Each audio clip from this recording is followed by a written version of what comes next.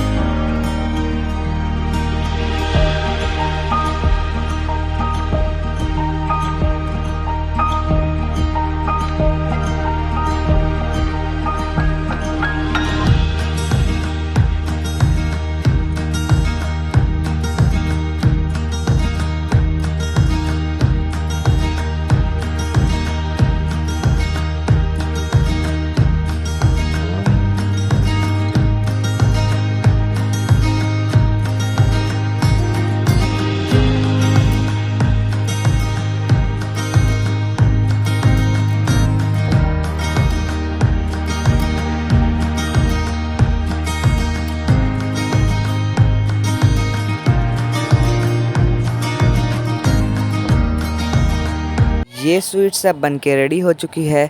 आप इसे एक बार ज़रूर ट्राई करिएगा और हमारे चैनल पे नए हैं तो लाइक करें, सब्सक्राइब करें और बेल नोटिफिकेशन दबाना ना भूलें और हमारे वीडियो अपने फ्रेंड्स एंड फैमिली में शेयर करें।